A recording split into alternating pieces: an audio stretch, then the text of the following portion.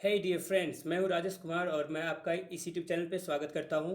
और दोस्तों, अगर अभी तक आपने अगर सब्सक्राइब नहीं किया इस चैनल को तो इसे ज़रूर सब्सक्राइब करें और बेल आइकन जो है उसे ज़रूर ऑल सेलेक्ट करें, ताकि जब भी मैं वीडियोज़ अपलोड करूं सबसे पहले वीडियोज़ का नोटिफिकेशन आपको मिले। ठीक है, और आप उन वीडियोज़ का अच्छा खासा बेनिफिट उठा सकें। तो दोस्तों, अगर मेरा ये वीडियोज़ अगर अच्छा लगे तो आप ज़रूर इन वीडियोज़ को लाइक करें और अपने दोस्तों के साथ शेयर भी करें और अपने दोस्तों से इस चैनल को सब्सक्राइब भी करवाएं। Hello guys, this is Rajesh Kumar and the video for which you had been waiting for has come. So keep watching my videos and hit like if you like my video. Also keep sharing my videos, dear students. So let's start the topic today, and we are to read today the class 6th social science book, and the chapter number is 4 and the chapter's name is maps and its components. So guys, let's start this chapter, and as we had studied the last chapter deeply, just like that we will study this chapter also deeply and learn, keep learning with me. Okay, so let's start the topic, map and its components। यानी कि नक्शे, उस नक्शा और उसके साथ में जो कंपोनेंट्स होती हैं। कंपोनेंट्स का मतलब क्या होता है? कंपोनेंट्स का मतलब होता है जो उसकी मेन मेन कुंजियाँ होती हैं, ठीक है, जिसके ज़रिए से हम लोग जो है किसी मैप को पढ़ पाते हैं। Is that clear students? So let's start the topic at first. Map. Map means नक्शा, और एक नक्शा क्या होता है? What is a map? We will study in this topic. Okay, so let's see. देखिए, a map is a flat symbolic representation of the अर्थ।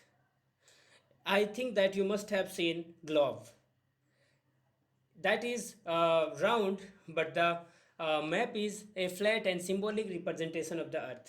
हम लोग जानते हैं कि ग्लोब जो है वो गोल होता है और वह भी रिप्रेजेंट करता है अर्थ को, यानी कि हमारी पृथ्वी को। जस्ट लाइक दैट, मैप जो है, मैप भी हमारी इस धरती को ही दिखाता है, लेकिन एक फ्लैट सरफेस पे दिखाता है, एक समतल सा सतह पर दिखाता है। एंड सिंबल उसमें बहुत ज़्यादा इस्तेमाल किए गए रहते हैं। सिंबल मतलब क्या होता है? संकेत। ठीक है, जिस संकेत के ज़रिए we can read the map, यानी कि उस संकेत के ज़रिए, सिंबल की मदद से हम लोग जो है मैप को पढ़ सकते हैं। And we can easily understand the map, हम लोग बहुत ही आसानी से मैप को समझ सकते हैं। So next, we can have a map to see the entire world. हम लोग किसी मैप का इस्तेमाल कर सकते हैं, किस लिए? To see the entire world, यानी कि पूरी दुनिया को देखने के लिए। इंटायर मतलब क्या होता है? पूरी। ठीक है, पूरी वर्ल्ड, पूरा घर, या जो भी जो इसके बाद लगा देंगे वो वही हो जाएगा। ठीक है, इंटायर के बाद अगर आप वर्ल्ड लगाते हो तो पूरी दुनिया। अगर इंटायर के बाद झारखंड लगाते हो तो इंटायर झारखंड मतलब कि पूरा झारखंड। अगर इंटायर इंडिया लगाते हो, ठीक है, तो पूरा भारत। जस्ट लाइक दैट, यहाँ पे वर्ल्ड का प्रयोग किया है, जिसका मतलब होता है पूरी दुनिया। यानी कि पूरा दुनिया को देखने के लिए वी कैन यूज़ मैप। पूरी दुनिया का देखने के लिए हम लोग जो है मैप का प्रयोग कर सकते हैं।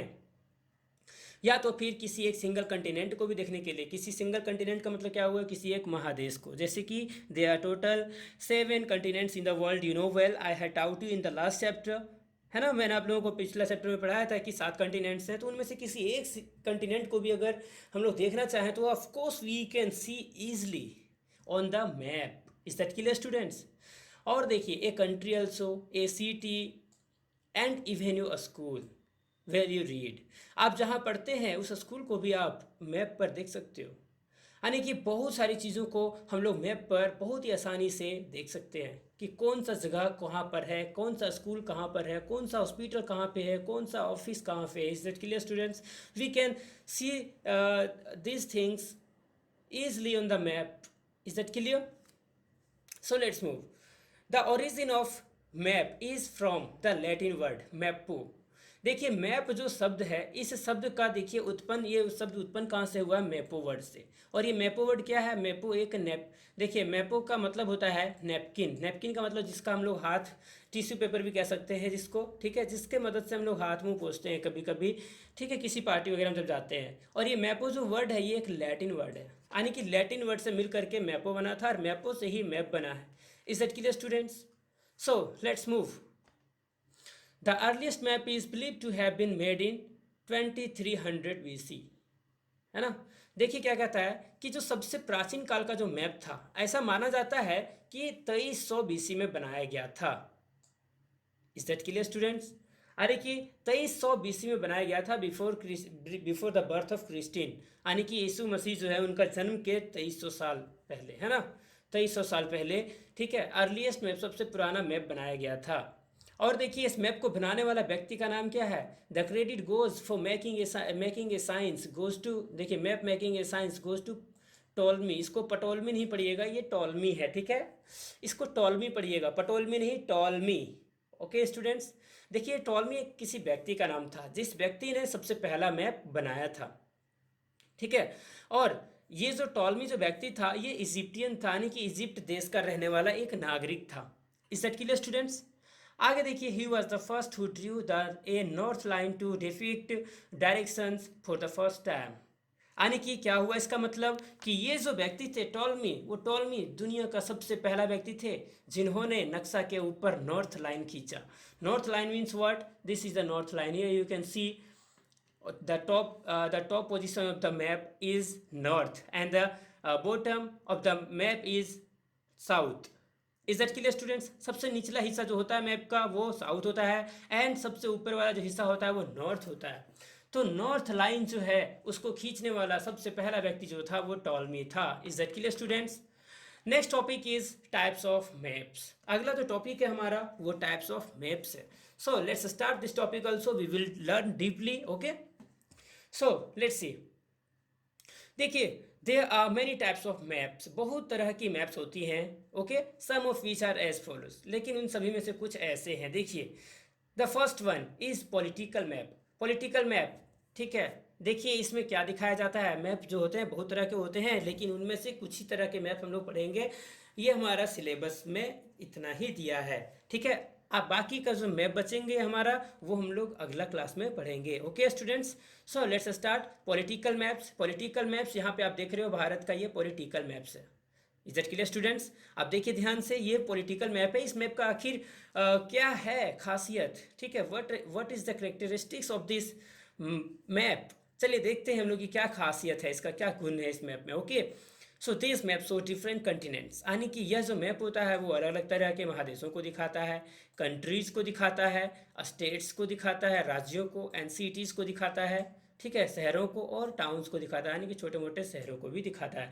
सो dear students, you can see in this photo, okay, that this is the photo of only India, यानी कि केवल भारत का ही ये फोटो है एंड ये केवल एक कंट्री का है and states of this country is also shown in this map. You can see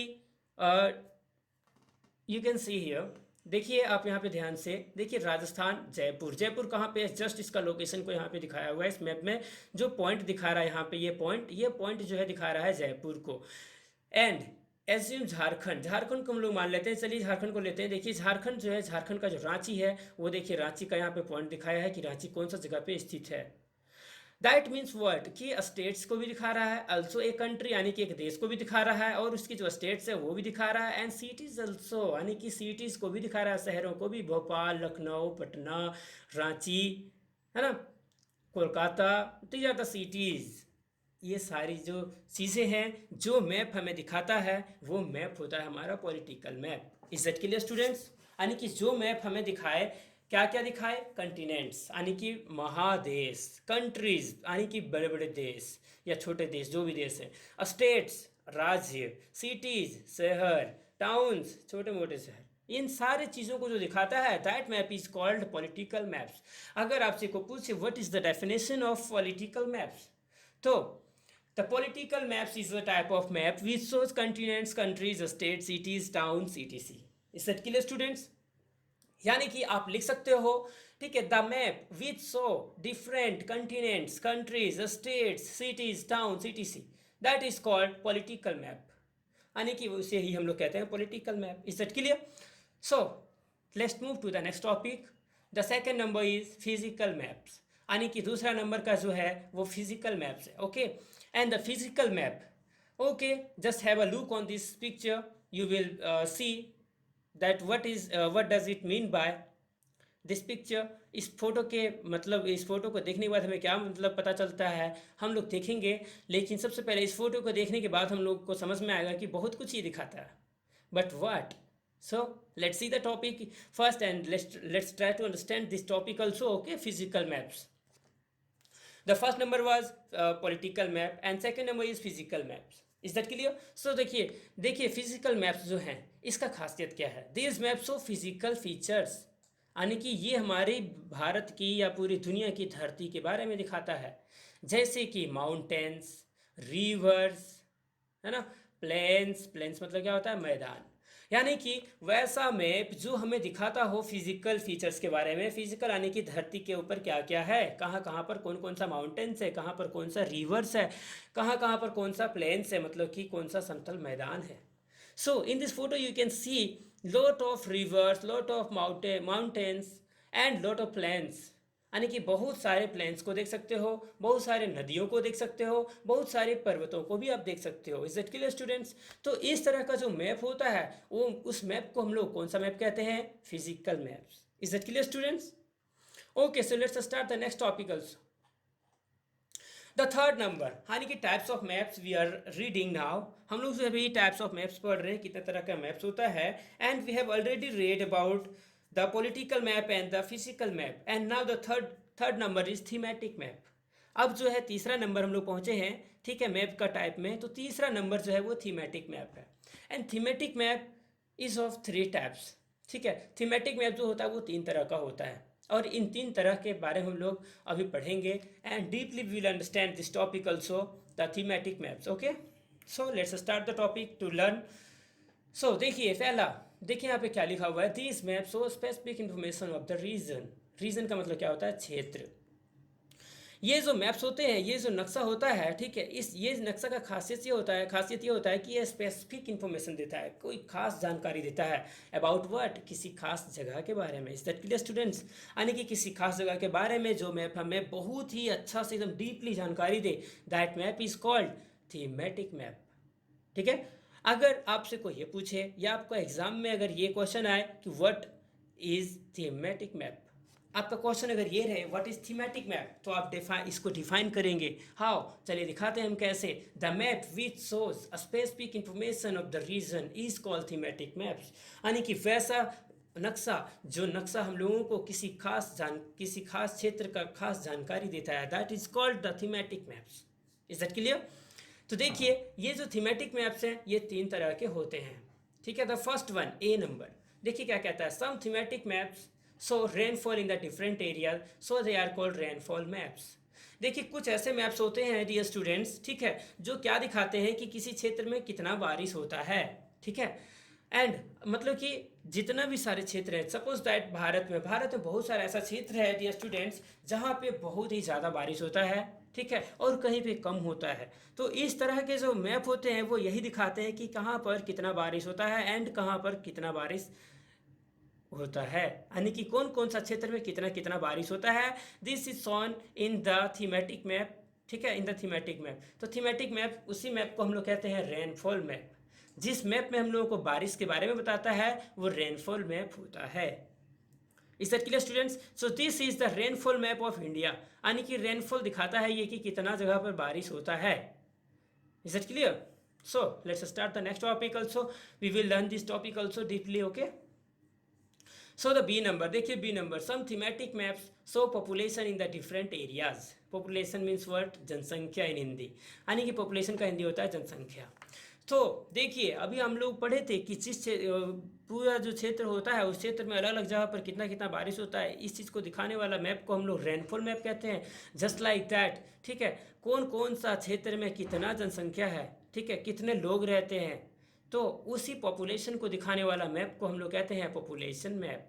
ये थीमेटिक मैप का ही एक टाइप है डियर स्टूडेंट्स, याद रखें इन्हें। ओके, सो देखिए जो मैप हम लोगों को, ठीक है, जनसंख्या के बारे में जानकारी दे कि कौन कौन सा क्षेत्र में कितना जनसंख्या है। सपोज दैट ये भारत का नक्शा है, इस भारत में अलग अलग क्षेत्र में अलग अलग तरह का जनसंख्या में लोग रहते हैं। जम्मू कश्मीर में अलग जनसंख्या है, मान लीजिए कि 5,000, 50,000, 1 लाख, 20 लाख, ओके, इस तरह का जनसंख्या है। तो हर जगह का जनसंख्या अलग अलग होता है।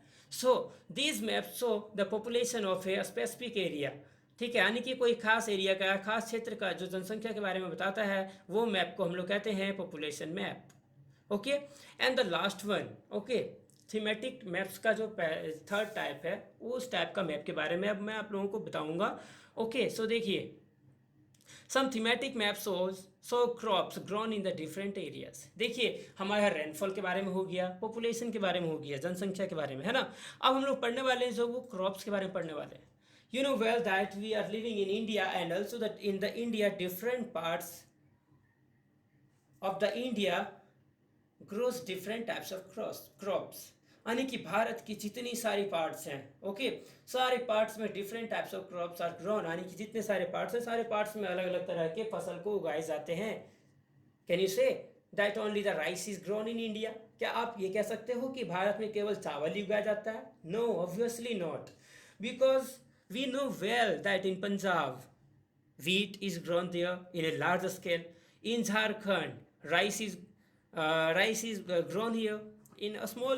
We cannot say that it is a large scale, but in a small amount of means rice Jharkhand grows.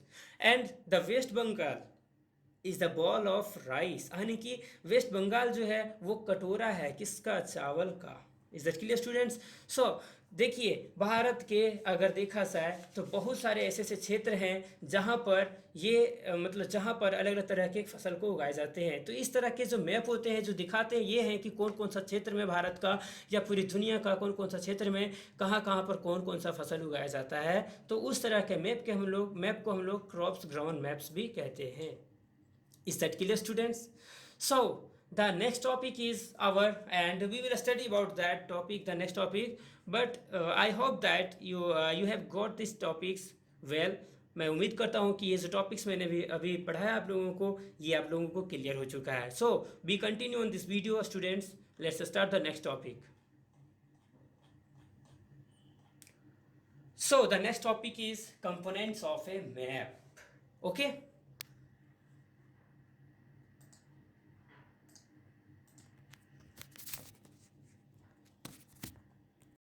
So dear students, our next topic is components of a map. ठीक है, किसी मैप के जो components होते हैं यानी कि किन किन चीज़ों से मिला करके एक मैप बनाया जाता है। Okay, we will read about that. So देखिए, in order to make a map useful, अगर आप किसी नक्शा को यूजफुल बनाना चाहते हैं, लाभदायक बनाना चाहते हैं, ठीक है, तो it is necessary to have 3 essential components. तो उस मैप में, ठीक है, 3 एसेंशियल कंपोनेंट्स होना जरूरी है, यानी कि 3 महत्वपूर्ण तत्व होना बहुत ही ज़्यादा ज़रूरी है। एंड दीज आर डिस्टेंस, पहला जो है वो डिस्टेंस होना चाहिए, डिस्टेंस मापने के लिए। दूसरा डायरेक्शंस, यानी कि दिशा का उस नक्शे में अच्छा से छापना चाहिए कि कौन कौन सा दिशा किधर है। Is that clear? And symbols, यानी कि संकेत। ये जो होते हैं, ये 3 चीज़, ठीक है, ये 3 जो कंपोनेंट्स हैं किसी मैप का, वो बहुत ज़्यादा इंपॉर्टेंट होता है। अब यदि मान लीजिए कि हम कोई मैप को ड्रॉ करते हैं, ठीक है, और ड्रॉ करने के बाद इन 3 चीज़ों में से कोई भी चीज़ को नहीं दिखाएं, बस केवल ड्रॉ कर दिए। सपोज दैट इंडिया का नक्शा बनाते हैं हम लोग, और इंडिया का नक्शा बनाने के बाद क्या करते हैं कि हम लोग उसको बस ड्रॉ कर दिए कि इंडिया इस तरह से दिखता है, तो that is only a sketch. तो अगर इस तरह से अगर हम लोगों ने छापा है तो उसको केवल एक स्केच कहेंगे, एक तरह का फोटो कहेंगे। That is not a map, only a sketch, वह केवल एक स्केच है। Is that clear students? So चलिए देखते हैं। सबसे पहला जो है first number is the distance, यानी कि कंपोनेंट्स ऑफ मैप पढ़ रहे हैं हम लोग, तो उसका जो सबसे पहला नंबर में है वो डिस्टेंस है, यानी कि दूरी। तो देखिए, a map is a depiction of a large area in a limited space. एक मैप क्या होता है वास्तव में? एक बहुत बड़े क्षेत्र को एक छोटे से क्षेत्र में दिखाता है, लिमिटेड स्पेस में दिखाता है, एक छोटा सा जगह में ही दिखाता है जो लिमिटेड रहता है, ठीक है। And scale is the ratio between the map distance and the ground distance, यानी कि स्केल इसमें जो रहता है, जो दूरी मापने वाला, ठीक है, वो दिखाता क्या है? रेशियो दिखाता है। रेशियो मतलब अनुपात दिखाता है किसके किसके बीच में? देखिए, मैप डिस्टेंस यानी कि नक्शा का जो दूरी है वो, एंड द ग्राउंड डिस्टेंस, और जो है जमीन पे जो दूरी है उस दूरी को दिखाता है। जैसे कि हम लोग यहाँ पे एक एग्जाम्पल देख सकते हैं। यहाँ पे देखिए लिखा हुआ है map without a scale is a sketch. अगर कोई मैप में अगर स्केलिंग नहीं किया हुआ है तो वो मैप नहीं है, बस वो एक तरह का फोटो है, स्केच है। देखिए आगे क्या कहता है कि ये भी जो पढ़े हम लोग रेशियो के बारे में कि कोई भी जो डिस्टेंस में जो कोई भी मैप में जो स्केलिंग किया हुआ रहता है, ठीक है, वो 2 चीज़ों को दिखाता है, the map distance and the ground distance. यही दोनों चीज़ों का रेशियो को दिखाता है। तो देखिए यहाँ पे क्या कहता है, इफ ऑन द मैप ठीक है, the scale states that 1 centimetre is equal to 100 kilometre. It means on that particular map 1 centimetre is equal to 100 kilometre on the earth. देखिए क्या कहता है कि किसी भी मैप में अगर 1 सेंटीमीटर बराबर 100 किलोमीटर लिखा हुआ है, ओके, अगर 100 किलोमीटर बताया है 1 सेंटीमीटर बराबर, यानी कि उस मैप को अगर हम लोग मापना चाहें, मान लीजिए कि झारखंड से अगर बिहार का दूरी हम मापना चाहते हैं उस मैप के ऊपर, और उस मैप में ये लिखा हुआ है कि 1 सेंटीमीटर बराबर 100 किलोमीटर, तो उस अवस्था में होता क्या है कि हम लोग जब झारखंड से बिहार का दूरी को मापेंगे तो झारखंड और बिहार के बीच में कितना सेंटीमीटर का दूरी हुआ। अगर मान लीजिए 5 सेंटीमीटर का दूरी होता है तो इसका मतलब ये हुआ कि 5 सेंटीमीटर का मतलब हुआ 500, यानी कि 1 सेंटीमीटर में 100 किलोमीटर, तो 5 सेंटीमीटर में 500 किलोमीटर।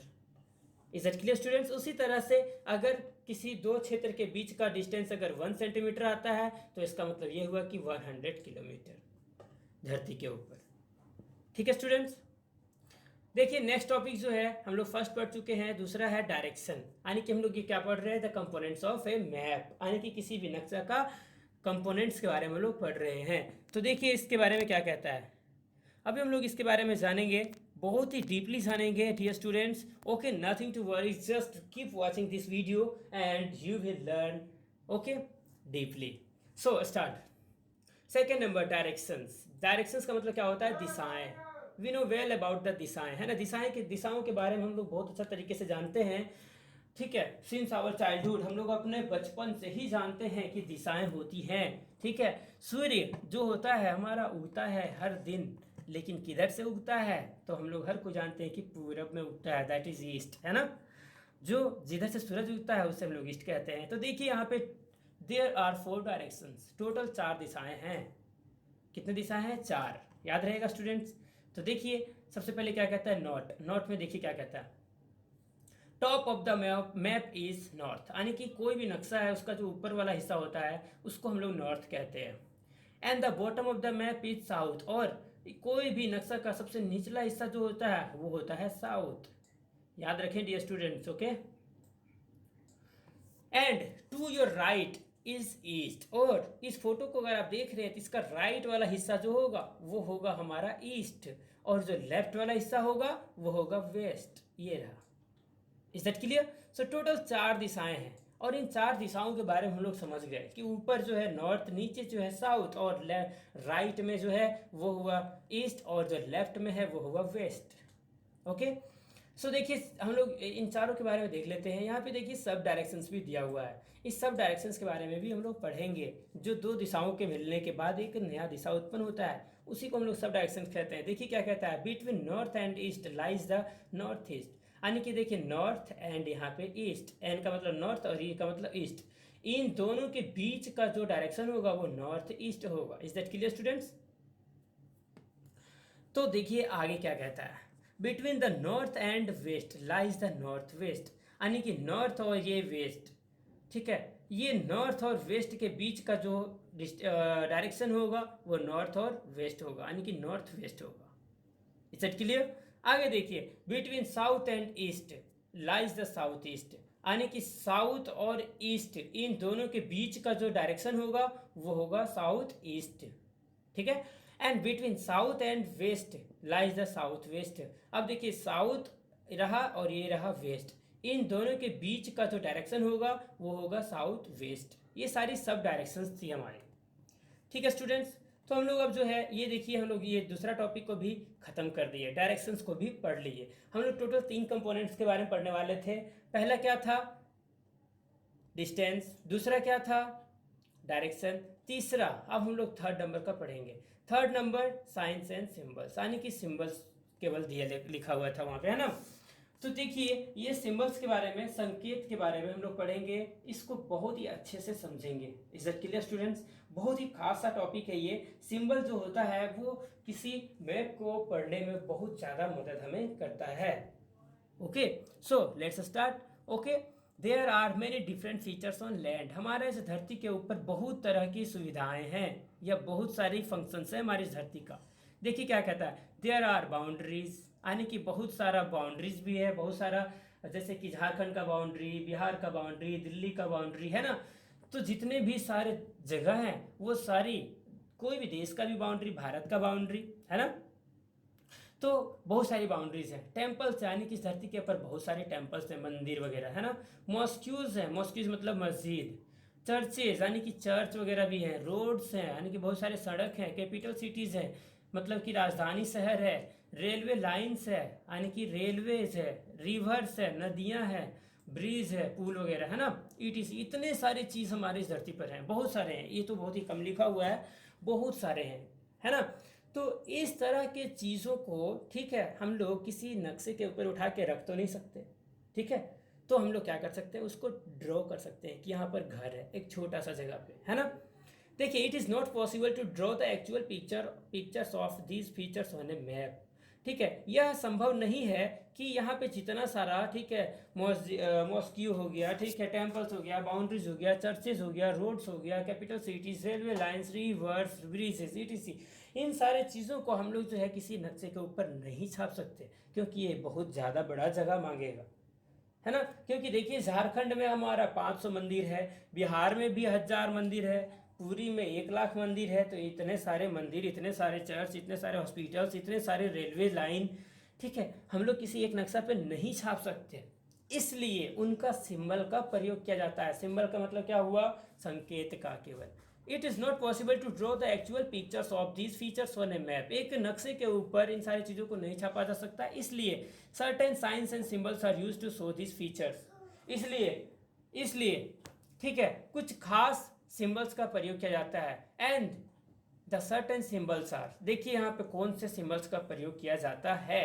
यदि आप किसी मैप को पढ़ रहे हो तो आप देख सकते हो उस मैप के ऊपर, ठीक है, उस मैप के ऊपर आप देख सकते हो कि देखिए यहाँ पे इस तरह का फोटोज मिलता है। मेटल रोड, मेटल रोड, अगर इस तरह का साइन रहेगा, तो इस तरह का सिंबल अगर रहेगा, ठीक है, कहाँ पर, नक्शा के ऊपर, तो हमें समझना चाहिए कि मेटल रोड है। अनमेटल रोड, कच्चा सड़क, अगर इस तरह का अगर बना हुआ है चित्र या संकेत बना हुआ है नक्शे के ऊपर, इसका मतलब क्या हुआ कि अनमेटल रोड है, वो कच्चा सड़क है। और देखिए, ब्रॉड गेज रेलवे लाइन, यानी कि रेलवे लाइन को इस तरह से दिखाया जाता है। इसी तरह से, ठीक है, जितनी सारी यहाँ पे फोटोज आपको दिख रहा है, ये सारे सिंबल्स है। इन्हीं सिंबल का प्रयोग किया जाता है किसके लिए, एक मैप को बनाने के लिए, ताकि लोग जो है आसानी से समझ सकें कि मंदिर है यहाँ पर, ठीक है, किसी मतलब जहाँ पर छपा हुआ रहे वहाँ पर। और इसी तरह से हम लोग मैप को समझते हैं, dear students. So this was the last topic of this chapter and I think that this topic is also clear to you. ये टॉपिक भी आपका क्लियर हो चुका है, मुझे जहाँ तक यकीन है। तो जो है नेक्स्ट वीडियो का आप वेट करें, मैं नेक्स्ट वीडियो बहुत ही जल्द बनाऊंगा क्लास 6 का। Okay, so this is over and I think that you will hit like after watching this video, because I think that you will like this video also. So this topic is over.